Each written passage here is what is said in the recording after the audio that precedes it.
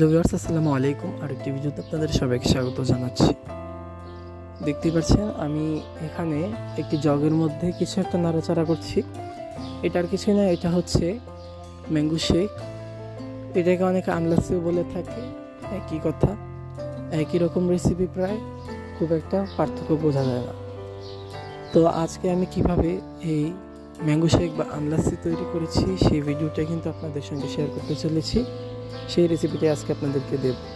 এর উপর দিয়ে সাদা দেখা যাচ্ছে, এর কারণ উপরে অনেকটা ফেনা জমে গেছে ব্লেন্ড করার কারণে। নিচটা কিন্তু ম্যাঙ্গোর কালারটাই নিয়েছে বা আমের কালারটাই নিয়েছে।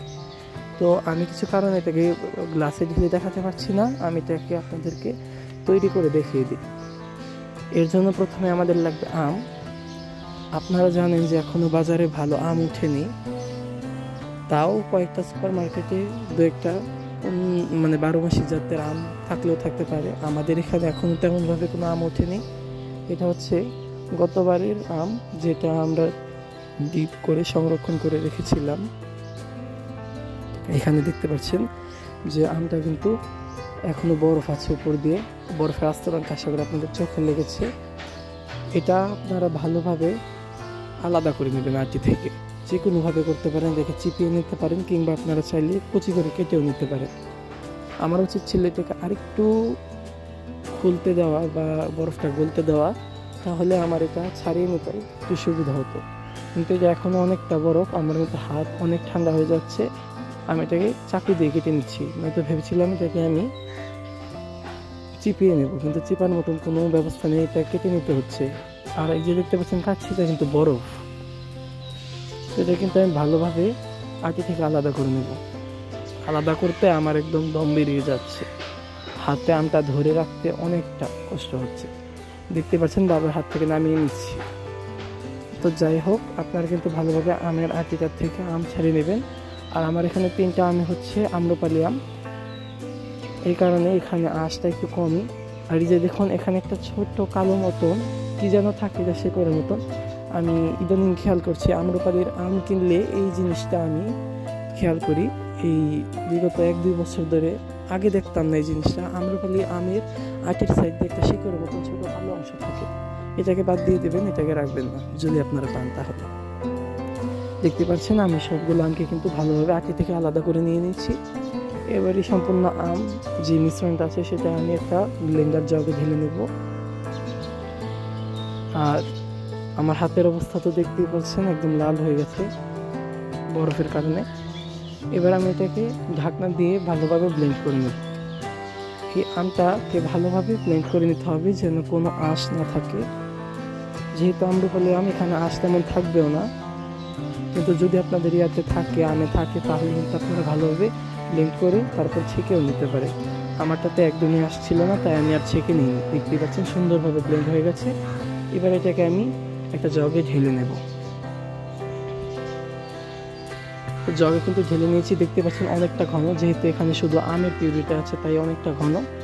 এটাতে পরে অন্যান্য মিশ্রণ দিলে এটা অনেকটা পাতলা হবে। আর আপনারা আপনাদের প্রয়োজন অনুসারে পাতলা করতেই পারেন। এবার কিন্তু আমি এখানে নিয়ে নেব দই।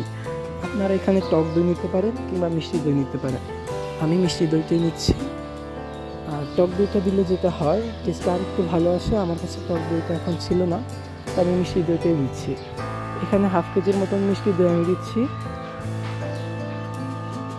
আর মিষ্টি দইটা যদি আপনারা দিন, তাহলে একদিন অন্তত, এটা ঘরে তৈরি দই, একদিন বাসায় রেখে এটাকে একটু টক বানিয়ে নেবেন। কারণ মিষ্টি দইটা ঘরে রেখে দিলে কিন্তু একটু টক হয়ে যায়, ওই দইটা ব্যবহার করলে কিন্তু বেশি ভালো হবে। আমারটা একদম টাটকা দই, একটু টক হয়নি। তো আমি কিন্তু 1/2 কেজি দই সম্পূর্ণটা দিয়ে দিচ্ছি। আর এখানে আমটা ছিল 3টা আম। আপনারা যদি এখানে তীব্র টক স্বাদের যে দইটা আছে সেটা ইউজ করেন, তাহলে কিন্তু দই আরও কম দিলেও চলবে। তো দেখতেই পাচ্ছেন এটাকে আমি ভালোভাবে ব্লেন্ড করে নিয়েছি। এবার আমি এটাকে ওই একই জগে ঢেলে নেব। দেখতে পাচ্ছেন এখনও কিন্তু মিশ্রণটা অনেকটাই ঘন। এবার এই ঘন মিশ্রণকে পাতলা করতে হবে নিজেদের প্রয়োজনীয় থিকনেস অনুসারে। এখানে আপনারা ইউজ করতে পারেন পানি, ঠান্ডা পানি কিংবা দুধ। আমি এখানে দুধটাই প্রিফার করছি, তাই দুধটাই ইউজ করব। আমি কিন্তু ব্লেন্ডার জগটাতে ভালোভাবে দুধ নিয়ে জগটা সহ ধুয়ে সম্পূর্ণ মিশ্রণটা জগে ঢেলে নেব। দেখতে পাচ্ছেন এখানে আমি যেই মগে করে দইটা ছিল সেই একই মগের 1 মগ দুধ দিয়ে দিচ্ছি। পরে আমি আবার প্রয়োজন অনুসারে দুধের পরিমাণটা কম বেশি করে নেব। আর এখন দুধের সঙ্গে কিন্তু চিনি দিয়ে দিতে হবে। এখানে চিনিটা আপনাদের আমের মিষ্টত্বের উপর নির্ভর করবে। আর যেহেতু আমি এখানে মিষ্টি দিয়ে ইউজ করেছি, চিনিটা একটু কমই লাগবে। আমি কিন্তু তুলনামূলক কমই চিনি দিয়েছি, কোনো মেপে আমি দিইনি চিনিটা, আন্দাজ মতো দিয়ে দিয়েছি চিনি যতটুকু প্রয়োজন হতে পারে। এবার এই দুধ আর চিনিটাকে ব্লেন্ড করে এনে আমি আবার এই মিশ্রণের মধ্যে ঢালবো। আসলে আমি এই ম্যাঙ্গো শেকটাকে সার্ভ করে আপনাদেরকে দেখাতে পারিনি একটা কারণে। মেন কারণটা হচ্ছে ভিডিওটা আমার গ্যালারি থেকে ডিলিট হয়ে গেছিলো, যেহেতু গ্যালারির স্টোরেজ ফুল। এই কারণে আমি আপনাদেরকে একদমই দেখাতে পারিনি, এই জন্য আপনাদের কাছে আমি একদম দুঃখিত। আপনাদেরকে আমি জগে করে দেখিয়ে দিচ্ছি। তো ব্লেন্ড করা হয়ে গেছে, এটাকেও কিন্তু আমি এই জগের মধ্যে দিয়ে দিলাম। সম্পূর্ণ মিশ্রণটাকে কিন্তু এক জায়গায় জড়ো করতে হবে। এখন দেখতে পাচ্ছেন এখানে ব্লেন্ডার জগে কিছুটা পরিমাণ চিনি থেকে গেছিলো, এই চিনিটাকেও কিন্তু এখানে আমি দিয়ে দেব, পানি দিয়ে গুলে দেবো। এখানে আমি পানিটা ইউজ করছি কারণ মিশ্রণটা এখন অনেকটা ঘন, একটু পানি দিয়ে দিচ্ছি যাতে মিশ্রণটা একটু পাতলা হয়। তো আমি কিন্তু বেশি পাতলা করতে চাচ্ছি না, আপনারা আপনাদের প্রয়োজন অনুসারে ঘন এবং পাতলা করে নেবেন। আর সত্যি কথা বলতে আমি আপনাদেরকে জগে ঢেলে যে ভিডিওটা দিতে চেয়েছিলাম সেই ভিডিওটা আমার গ্যালারি থেকে ডিলিট হয়ে গেছে। আমি আপনাদেরকে ভিডিওটা দিতাম, কিন্তু যেহেতু গ্যালারি থেকে ডিলিট হয়ে গেছে তাই এই ভিডিওটা আমি আপনাদেরকে দেখাতে পারিনি। জগ থেকে যে গ্লাসে সার্ভ করেছিলাম তা আমি আপনাদেরকে জগ সহ ভিডিওটাই দিয়ে দিচ্ছি। আপনারা আশা করি উপকৃত হবেন এই রেসিপিটি পেয়ে, এবং আপনারা চাইলে ইফতারে কিন্তু এই জিনিসটা রাখতেই পারেন। এবার কিন্তু সম্পূর্ণ মিশ্রণটাকে আমি ভালোভাবে নাড়িয়ে নেব।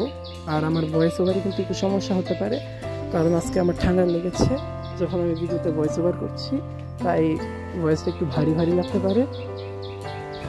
তো আপনারা একটু অ্যাডজাস্ট করে নেবেন। এই ছিল আমার আজকের ভিডিও।